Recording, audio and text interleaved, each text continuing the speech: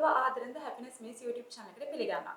අද ටයිටල් එකෙන් ඔයගලන් දන්නවා මේක Lady Dog series එකේ වීඩියෝ එකක්. ඒ කියන්නේ බෝනස් වීඩියෝ එකක්. හැබැයි කාන්තාවන් වගේම පිරිමි පාර්ශ්වය අයට දැනුම වෙනුවෙන් මේ වීඩියෝ එක ගොඩක් ප්‍රයෝජනවත් වෙයි කියලා මම හිතනවා.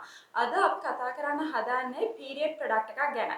ලංකාවේ එච්චර ප්‍රචලිත නැතත් ලෝකයේ මේ වෙනකොට බහුලව භාවිතා කරන menstrual cup කියන මෙන්න මේක ගැන තමයි අද අපි කතා කරන්න හදන්නේ.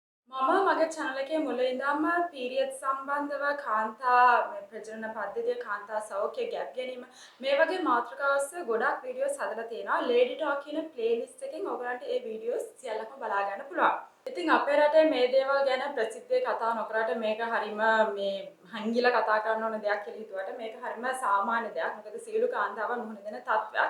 ඉතින් ඔයගොල්ලෝ දන්නවා සෑම කාන්තාවක්ම වැඩිවිය පැමිණිච්ච වයස කියන්නේ අවුරුදු 12 13 විතර ඉඳන් අල්තවභාවය වෙනකන් එන අවුරුදු 50ක් විතර වෙනකන් මාස් පතා මේ මාශ්‍රුතිය කියලා කියන පීරියඩ් කියන එකට මුහුණ දෙනවා. ඉතින් ඉස්සර කාලේ මේ පිළිබඳව හරි දැනුම නැති නිසා සහ මේක හරියට කළමනාකරණය කරගන්න පහසුකම් තිබ්බ නැති නිසා ඒ දින කීපය තුළ කාන්තාව මුළුගන් වෙලා තිබ්බා. ඒ වෙනකොට අද වෙනකොට එහෙම නැහැ. මේකත් අපේ ජීවිතයේ සාමාන්‍ය අංගයක්. ඒ දවස්වලටත් අපේ සාමාන්‍ය වැඩ කටයුතු කරගෙන යන්න ඕනේ. ඉතින් ඒක නිසා ඒක පහසු කරන විවිධ නිෂ්පාදන වෙළඳපොළට නිකුත් වෙලා තියෙනවා.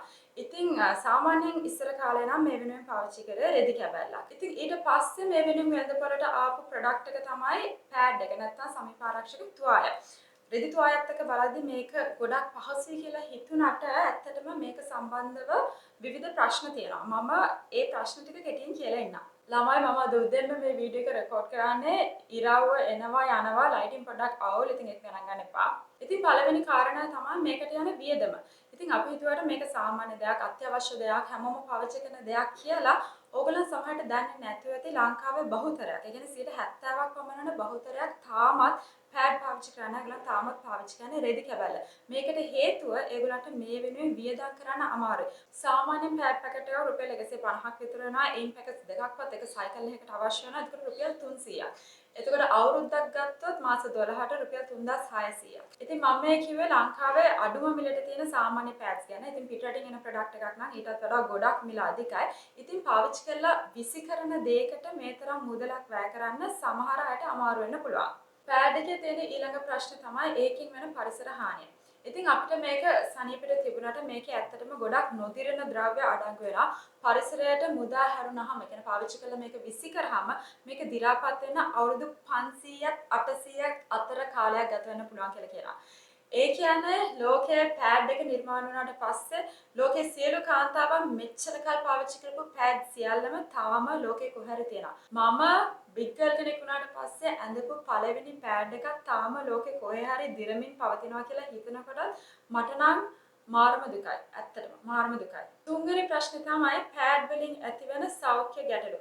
සමීපාරක්ෂක තුවා කියලා කිව්වට ඇත්තටම මේ පෑඩ්ස් කියන්නේ හෙල්ත් හැසාඩ් එකක්. හරියට පාවිච්චි කරේ නැත්නම්. මේ පෑඩ් එකේ උනත් ටැම්පොන් එකක උනත් අපේ ශරීරයෙන් ඒ බැහැර කරන ලේ ඒකට එකතු කරලා තියාගෙන ඉන්නවා. ඉතින් මේ ලේ ඇත්තටම කුණු ලේ හෝ ගඳ ගහන දෙයක් නෙමෙයි. ඒ වුණාට ඒක ශරීරයෙන් බැහැර වුණාට පස්සේ එතන එකතු වෙලා තියෙනකොට මේ ලේ නරක වෙනවා. ඒ කියන්නේ ඒකේ බැක්ටීරියා ආසාදනය වෙනවා. ඒක නිසාම තමයි මේකේ දුර්ගන්ධයක් හටගන්නේ. ඉතින් ඒ වගේම මේ බැක්ටීරියා ආසාදන වෙච්ච දෙයක් අපේ ශරීරය අපේ යෝනි මාර්ගයේ ළඟ තියාගෙන ඉඳීමේ අපේ මුත්‍ර මාර්ගය සහ අපේ යෝනි මාර්ගයට මේ බැක්ටීරියා ගමන් කරලා ආසාදන තත්ත්වයක් ඇති වෙන්න පුළුවන්. ඉතින් ඒකයි මේවා පාවිච්චි කරද්දී සැලකිලිමත් වෙන්න ඕනේ. සමහරවිට ඔයගොල්ලන් අහලා ඇති දරුපල ප්‍රමාද කාන්තාවන්ට උනත් ඒ වෛද්‍යවරු කියනවා පුළුවන් නම් පෑඩ් පාවිච්චියෙන් ඈත් වෙන්න කියලා. ඉතින් කම්පැනිස් වලින් කියන්නේ මේක පැය 6කට වඩා කාලයක් ඇඳගෙන ඉන්න හොඳ නැහැ කියලා. ඒ වුණාට ගොඩක් දෙනා ඒක අහන්නේ නැහැ.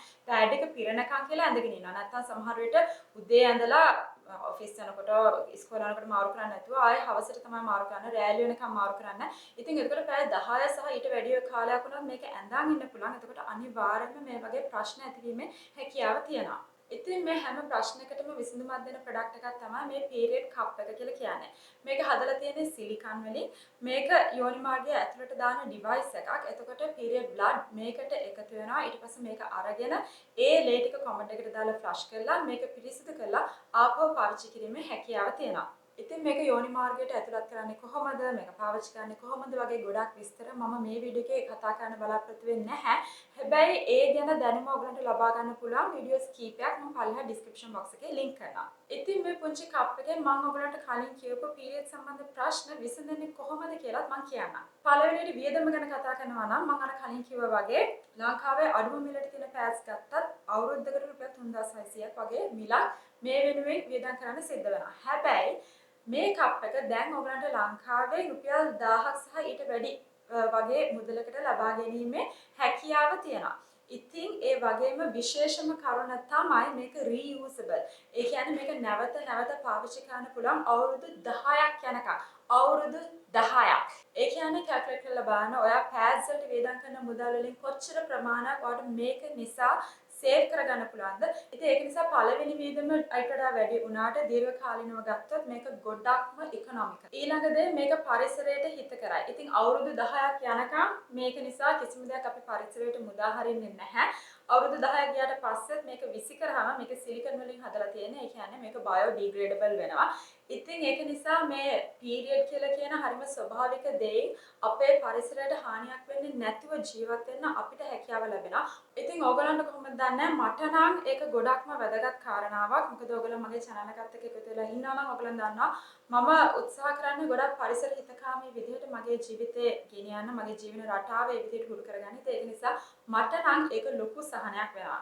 ඊළඟ කාරණාව මේක පෑඩ් එකකට වඩා ගොඩක්ම සෞඛ්‍ය ආරක්ෂිතයි. මොකද මේ කප් එක යෝනි මාර්ගයට යෙදුවට පස්සේ ඒක එයාටයිට් සීල් එකක් හදනවා. එතකොට මේ එකතු වෙන ලේ වාතයට නිරාවරණය නොවන නිසා මේවල බැක්ටීරියා හැදිලා ආසාදනය විය හැකි ප්‍රවණතාවය ගොඩක් අඩුයි. ඉතින් ඔයගොල්ලන්ට මේක ගැන මුලින්ම දැනගත්තාම මේක නිකන් අප්‍රියයි එහෙම අප්‍රසන්න බවක් හිතුණාට එහෙම කිසිම දෙයක් නැහැ. ඇත්තටම මේක පාවිච්චි කරද්දී මාරම පිරිසිදු භාවයක් දැනෙනවා. අර පෑඩ් එකක් ඇඳගෙන ඉන්නකොට තියෙන අපහසුතාවය ඒ අප්‍රසන්න භාවය නැහැ. ඒ දුර්ගන්ධය එහෙම කිසිම දෙයක් නැහැ මේක පාවිච්චි කරද්දී. ඊටත් අමතරව මේකෙන් වෙන තවත් බෙනිෆිට්ස් කීපයක් මම කියන්නම්. පළවෙනි දේ තමයි පහසුව. අර මම කිව්වා වගේ මේක ඇඳන් ඉදිද්දී ඇත්තටම තියනවද කියලාවත් දැනෙන්නේ නැහැ.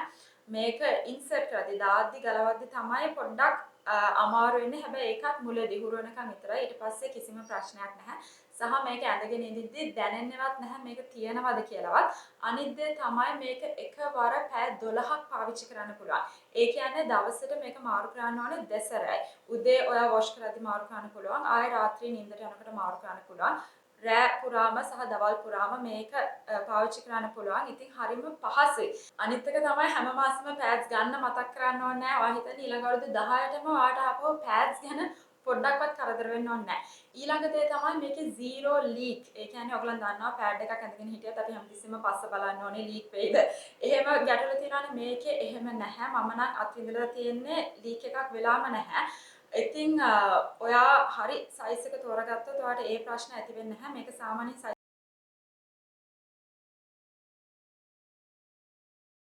මේක ගැන තොරතුරු ඔයගලන්ට දැනගන්න පුළුවන්. ඉතින් හරි සයිස් එක පාවිච්චි කරොත් මේකේ ලීක් වීමක් සිද්ධ වෙන්නෙම නැහැ. ඉතින් මේ හේතු නිසාම විශේෂයෙන්ම රාත්‍රී කාලයට මේක මාරම පහසුයි. ඔයගලන් දන්නවා රැයට පෑඩ් එකක් ඇඳගෙන නිදාගත්තාම මේක හරිම අමාරුයි. අනිත් එක යනවා ලීක් වෙලා තියෙදි කියලා බයයි. ඒ මැනුෆැක්චරර් ඒ සෙලර්කින් රැයට පෑන්ට් එකක් අඳින්න ඕනෙත් නැහැ මේ කප් එක පාවිච්චි කරනවා නම්. ඉතින් ඔය වගේ ගොඩක් හේතු නිසා මට නම් කියන්න පුළුවන් මම නම් ඇත්තටම මාරම සතුටුයි මේ කප් එකට shift වීම ගැන. ඉතින් ඔයගලන්ට ආරාධනා කරනවා මේක උත්සාහ කරලා බලන්න කියලා. මම දැන් මේක පාවිච්චි කරන්න අරන් අවුරුද්දකට කිට්ටුයි. මම මුලින්ම මේක ගැන දැනගෙන මේක ගන්න හොයද්දී මට ලංකාවේ ඒක ගන්න විශ්වසනීය තැනක් හොයාගන්න බැරි වුණා. ඉතින් ඒක නිසා මගේ කප් එක මම ඕඩර් කරේ online eBay එකෙන්. මේ මෙන්න මේ සිරෝනා කියන බ්‍රෑන්ඩ් එකේ තමයි මේ කප් එක. ඉතින් ඒ උනාට දැන් වෙනකොට මම ලංකාවේ මේවා ගෙනලා බෙදා හරින කම්පැනිස් කීපයක්, පේජස් කීපයක් මම දැක්කා. ඒක නිසාම තමයි මම මේ වීඩියෝ එක හදන්න හිතුවේ. මොකද ඕගලන්ට ප්‍රොඩක්ට් එකක් ගැන කියලා වැඩක් නැහැ. ඒක ඕගලන්ට මෙහෙදි ගන්න විදිහක් නැත්තම්. ඒ වුණාට දැන් ඕගලන්ට ඔප්ෂන්ස් කීපයක්ම තියෙනවා. ඉතින් ඒගොල්ලන් එක්ක මට කිසිම සම්බන්ධයක් නැහැ.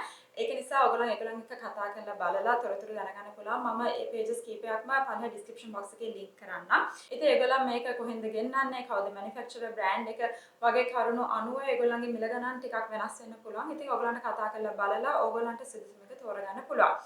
ඇත්තටම පෑඩ් පාවිච්චි කළා ඊට පස්සේ පෑඩ් එක විසි කරන එකයි ඔය ඔක්කොම ප්‍රශ්නත් එක බලද්දි මේක හරිම පහසුයි. ඇත්තටම මගේ පීරියඩ් එක එනකම් මට ඒක අර ඉස්සර කැමති නැහැ නේ ගම්පෝ එපා කරපු දෙයක් නේ. හැබැයි එහෙම නැහැ. කියන්නේ මාර්ම සැහැල්ලුවක් එක්ක ඒ මුළු ප්‍රොසෙස් එකම එන්ජොයි කරන්න. ඒ කියන්නේ කාන්තාවක් විදිහට අපිට මම හිතන්නේ ඔලුව කැක්කුමක් වෙන්න ඕනේ නැහැ. ඉතින් ඒක අපිට ස්වභාව ධර්මයෙන් ලැබිලා තියෙන දෙයක්. අපේ ජීවිතේ කැලලක්. අපි දරුවන් හදන්න අපේ ශරීරයේ සිද්ධ වෙන ක්‍රියාවලියේ එක් අංගයක්. ඉතින් ඒක ඒ විදිහට එම්බ්‍රේස් කරන්න ඇත්තටම මේ තුලින් හැකියාව ලැබෙනවා. ඉතින් මම ගොඩක්ම ස්තුතිවන්ත වෙනවා මෙහෙම ප්‍රොඩක්ට් එකක් තියෙන එක ගැන. සහ ඒක ඇක්සෙසිබල්. මේ වෙනකොට අපේ ලංකාවයටත් හරිම ලේසියෙන් මෙහෙම ලබා ගැනීමේ හැකියාව තියෙනවා. ඉතින් ඒ පිළිබඳව ඔයගලන් දැනුවත් කරන්න තමයි මේ වීඩියෝ එක හැදුවේ. ඉතින් අවශ්‍ය තව තොරතුරු මම අර කිව්වා වගේ ඩිස්ක්‍රිප්ෂන් බොක්ස් එකේ දාලා තියෙනවා. ඒ වගේම ඔයගලන්ට ආරාධනා කරනවා මේ වගේ කාන්තාවන්ට වැදගත් තොරතුරු වැදගත් දේවල් බෙදා ගන්න ලේඩි ටොක් සීරීස් එකේ වීඩියෝස් අනිත් ඒවාත් ඔක්කොම බලන්න. එහෙමනම් තවත් දවසක අපි හමු වෙමු තවත් වැදගත් වීඩියෝ එකකින්. එතකන් සතුටින් පරිස්සමින් ඉන්න. බයි.